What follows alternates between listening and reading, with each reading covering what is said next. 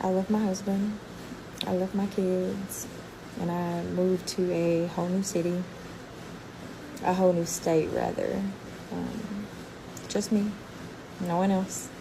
And I didn't move because I didn't love them, but I finally decided to love myself too. And so for years, like, I put myself on the back burner, just being a mom, being a wife, which is great, that's awesome. But, all this time, like, I was wearing a smile, but deep down, like, I wasn't really happy inside.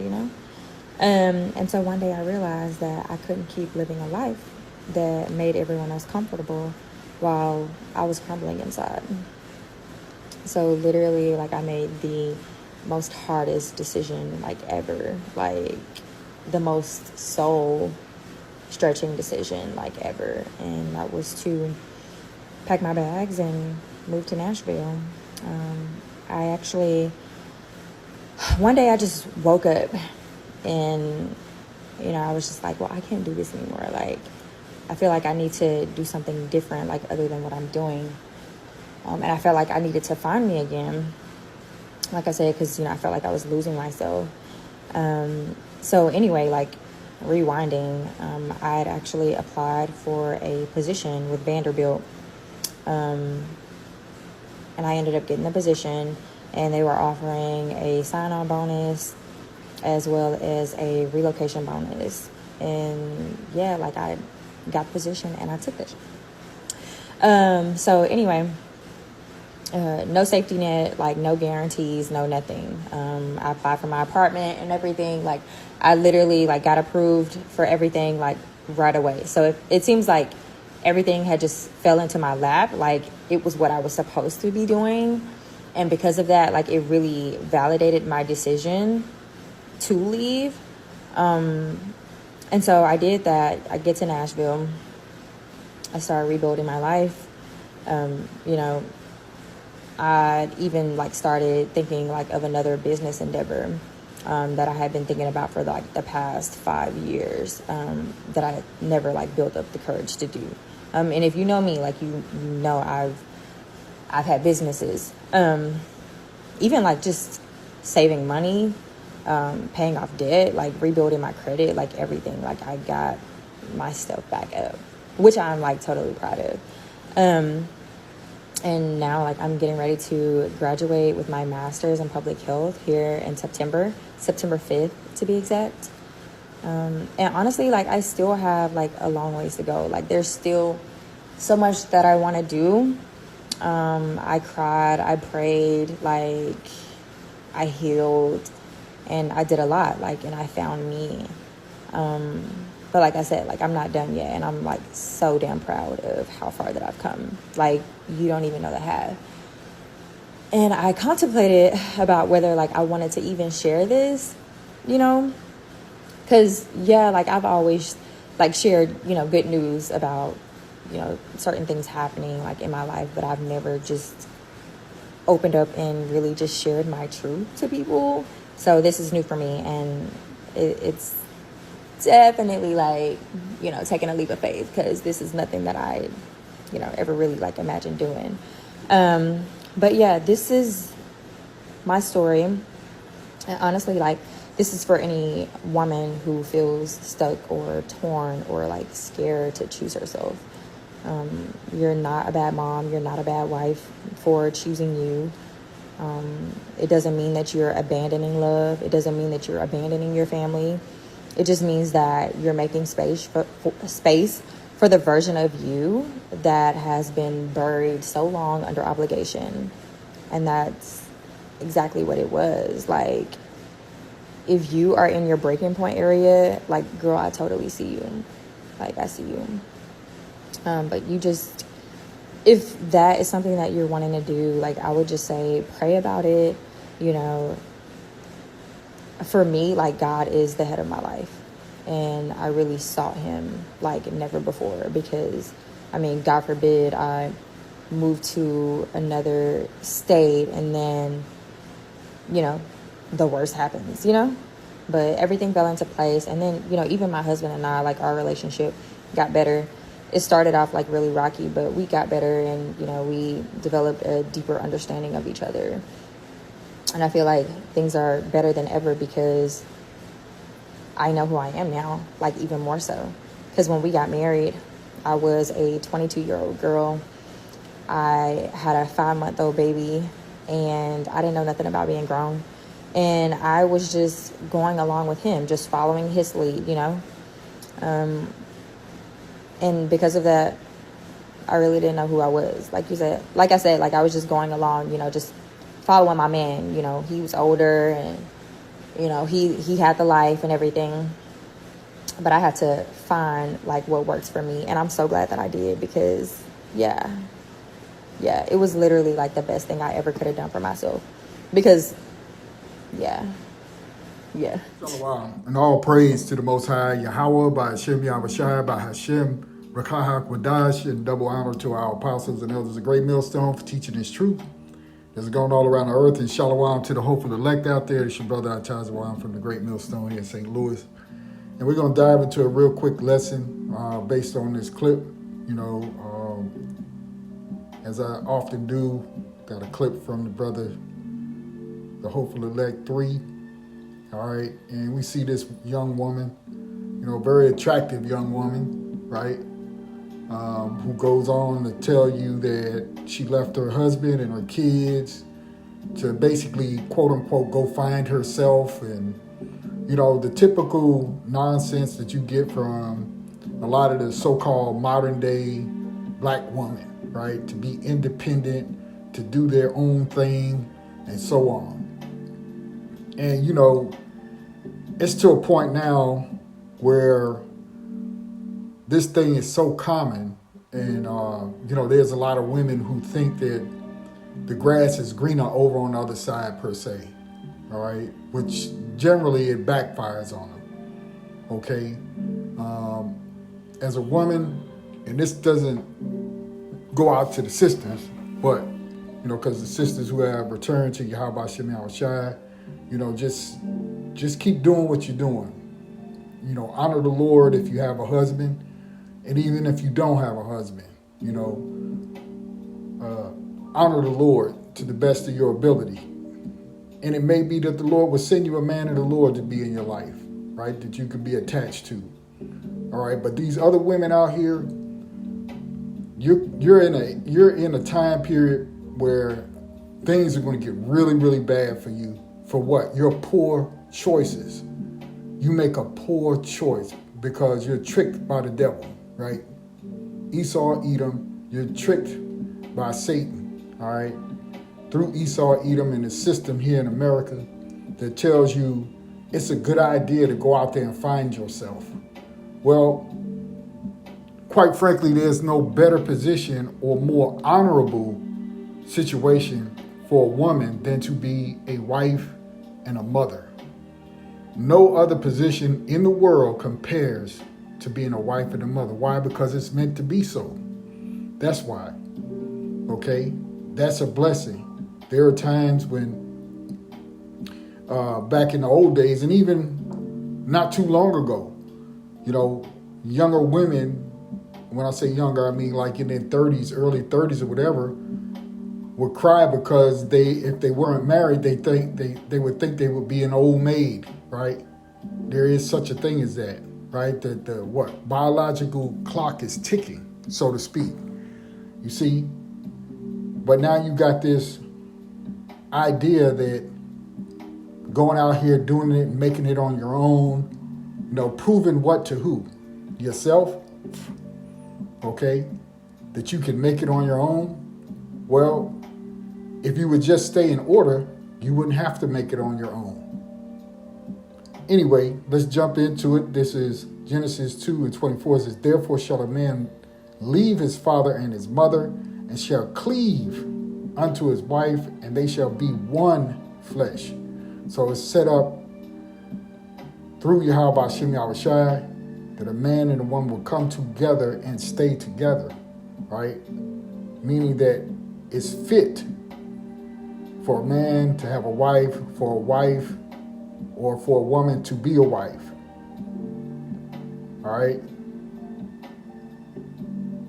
cleave, to cause to cleave, to stay with. Right? You stay what? With the natural order of what Yahweh Shem Yahushua has put together. Stay with the natural order. All right? This whole idea with young women thinking that they need to go find themselves is ridiculous. But that's a trick of the devil, right? It's a trick of the system of Esau, Edom, right? To give you feminism, to give you women promotions, offer you opportunities for you women to go to college and then try to rise up against your husband, right? Because you can be independent. Now, I'm not going to be long with this lesson. We've done lessons like this a million times, addressing these types of things, okay? Ecclesiasticus 25 and 25, right? Let's just jump down here to 22. It says, a woman, if she maintain her husband, is full of anger and impudent and much reproach. And she didn't go into detail really about her husband's response or whether he agreed or disagreed with her just walking away and then trying to come back or whatever the case may be. Okay? But as a man, that's not a good thing to allow your woman or for your, a woman to go away and then allowed to come back. Okay? Verse 23, a wicked woman abated the courage, make a heavy countenance and a wounded heart. That's what it does to a man. A woman that will not comfort her husband in distress maketh weak hands and feeble knees. Of the woman came the beginning of sin, and through her we all die. See? Why? Because she listened to the serpent in his subtle ways. Okay? Verse 25, which is the point, give the water no passage, neither a wicked woman liberty to get abroad. And that's what she said she did. She left her family behind to go to school, got offered a new job, so on and so on. Okay? Esau is very, very crafty. Okay? Especially when it comes to the tribes. Okay? And usually he works through the woman. Going on to verse 26, it says, if she go not as thou wouldst have her, cut her off from thy flesh and give her a bill of divorce and let her go. Yeah, so her husband would have been in the right to let her go and not let her come back.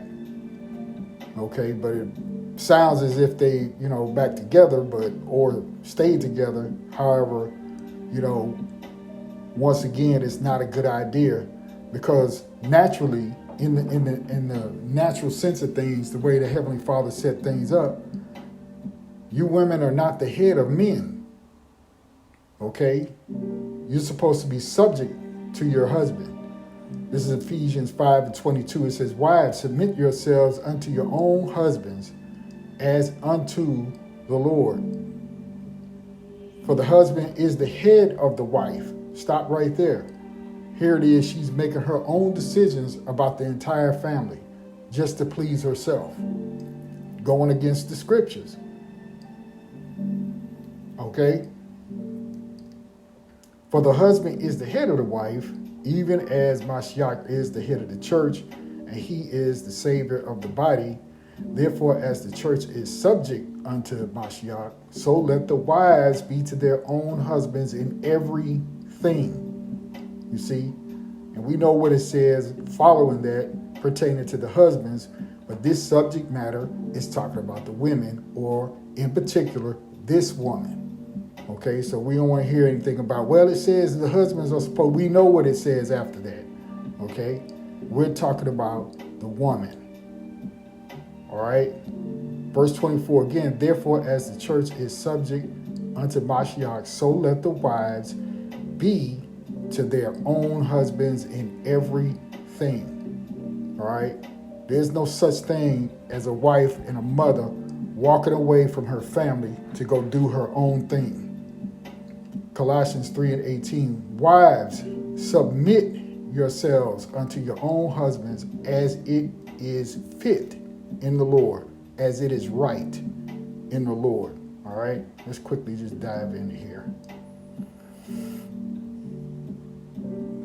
Aniku in the Greek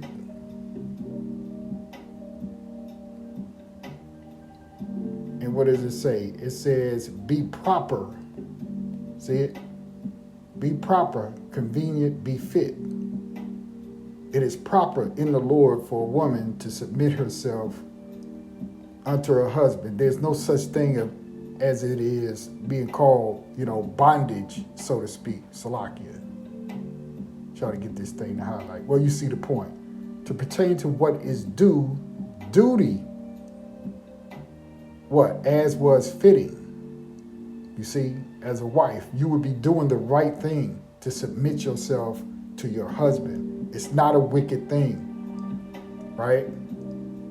That's it. This society that has taught you women that it's wicked to submit yourself to your husband.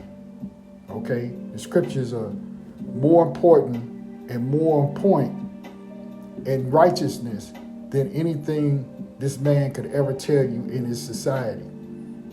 Okay, let's go up here to 1 Peter 3:1, and it reads, likewise, ye wives, be in subjection to your own husbands, that if any obey not the word, they also may without the word be won by the conversation of the wives, while they behold your chaste conversation coupled with fear, right? Because as they say, a God-fearing woman, right, through her life, through her conversation, may be able to convert another woman that's a wife or even her husband, okay? Whose adorning, let it not be that outward adorning of plaiting the hair and wearing of gold or of putting on apparel, but let it be the hidden man of the heart in that which is not corruptible, even the ornament of a meek and quiet spirit, right? So as a woman, and a woman is serving the Lord by serving her husband, you don't rise up against your husband and tell him, well, I'm unhappy, I'm going to go out and do my own thing, like it or lump it. That's not the way that works. Finishing the verse out, it says, which is in the sight of the Most High of great price. For after this manner, in the old time, the holy women also, who trusted in God, right, adorned themselves, being in subjection unto their own husbands. There's nothing wrong with that. There's nothing wrong with being a loving, caring wife to her husband and her children. You see? It's the best office you could ever have. Verse 6, even as Sarah obeyed Abraham, calling him Lord, whose daughters ye are, as long as ye do well and are not afraid with any amazement. You see? So you doing good if you can submit yourself and be under the rule and subjection of your husband. Okay? I mean, the man ain't a tyrant, and whipping you every day or whatever the case may be. It's nothing wrong with that. And, we tired of you proud women out there who continuously, I don't know why they're still spinning, continuously pop up on all these different apps and platforms, confessing your folly to the whole world as if you're really doing something. As the young people say, it's not a flex to go up against your husband and go do your own thing. You're not really doing anything, but making yourself look like a fool. Romans 7:1, it says, know ye not, brethren, for I speak to them that know the law, how that the law hath dominion over a man as long as he liveth, and that's including a woman. As it goes on to say, for the woman which hath an husband is bound by the law to her husband, so long as he liveth. But if the husband be dead, she is loosed from the law of her husband, right? And that is that a woman is supposed to cleave to her husband, have only one husband or man in her life until that man dies. Then she's free to go marry again, if it be so. Okay? So you're still under the subjection of your husband. Genesis 3:1, it reads, now the serpent was more subtle than any beast of the field which the Lord Yahweh power had made. And he said unto the woman, yea, hath the Most High, or Salakia, let's go into it. Let me do this.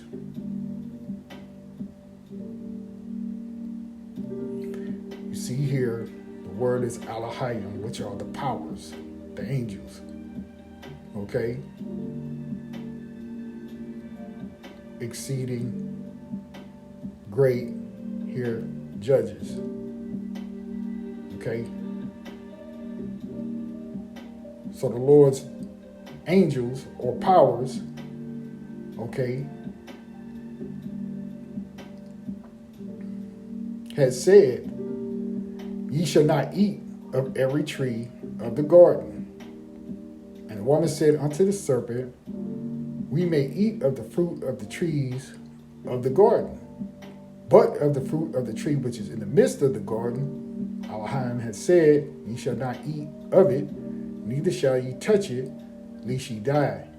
And the serpent said unto the woman, ye shall not surely die, which this was a wicked spirit of a man, okay, and not a snake that crawleth on the ground. All right, verse 5, for the Elohim doeth know that in the day ye eat thereof, then your eyes shall be open, and ye shall be as gods, knowing good and evil. And when the woman saw that the tree was good for food, and that it was pleasant in the eyes, and a tree to be desired to make one wise, right? Because it's not talking about fruit, but it's talking about different philosophies, okay? To be desired to make one wise, she took of the fruit thereof and did eat, and gave also unto her husband with her, and he did eat. So the woman, the serpent, right, came unto the woman, because why? She's the weaker vessel. And you women, you listen to the devil's counterpart on the earth, Esau, Edom, and you listen to him more than you listen to your husband. You see? Talking about you women of the tribes. Okay? And he gives you all these little dainty offers, and you think it's better than just being a stay-at-home mom, or which is a great position to be in if you don't have to go out here in society and work, and your husband is blessed enough that he could take care of the family and do all that needs to be done just off of his salary alone. That's a great position to be in. You know, you women have traded security, right, with your husband, safety, okay? You bit that apple, per se, all right, to go out here and make yourself a prey. Verse 16, unto the woman he said, I will greatly multiply thy sorrow and thy conception. In sorrow thou shalt bring forth children, and thy desire shall be to thy husband, and he shall rule over thee, right? That's that law of being subjected to your husband, okay?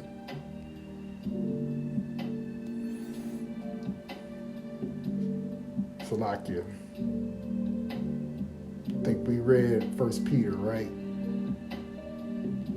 Kind of. 1 Peter 3. Now let's go over here to 1 Timothy, and we'll wrap it up. We got maybe one more scripture. It's 1 Timothy 2 and verse 9. Let's jump in right there, verse 9. In like manner also that women adorn themselves in modest apparel, which we read in 1 Peter, right, chapter 3. All right, so Paul is reiterating the same thing. In like manner also that women adorn themselves in modest apparel with shamefacedness and sobriety, being humble. You see, and that woman was awfully proud about what she did. Okay? Not with broided hair or gold or pearls or costly array, but which becometh women professing godliness with good works. Good works. A good work would be what? Not leaving your husband to go find yourself in the world, which means you just went out there and slutted out, right? Trying to move up in the corporate ladder or the corporate world. For what reason? You see? Let the woman learn in silence with what? All subjection, under the authority of. That's what subjection is. But I suffer not, verse 12, but I suffer not a woman to teach, nor to usurp authority over the man, but to be in silence, right? And a lot of these women, you just want to be over your husband when the Lord didn't naturally set it up that way. That's why that kind of shit fails all the time. Verse 13, for Adam was first formed, then Eve, right? So you're not ahead. You don't get to jump ahead of your husband. That's out of order. And Adam was not deceived, but the woman being deceived was in a transgression, right? So Satan tempted you as a woman, right? And got you to go off. And leaving your family behind, okay, that's so that you can go find yourself and do whatever it is you want to do. Hey, you're going off with that, okay? And I think we read this already, all right? Ecclesiastes 25:24, we can read it again. Of the woman came the beginning of sin, and through her we all died, all right? And pretty much that's going to do it for the lesson. You know, like I said, I've done lessons like this before, you know, concerning you women going out there just trying to do whatever you want, you know, against what your husband may desire for you, okay? You tear your whole, matter of fact, let me get that. Plucketh it down.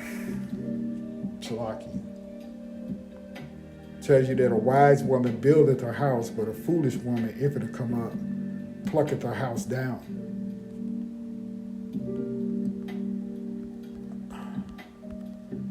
Bear with me here.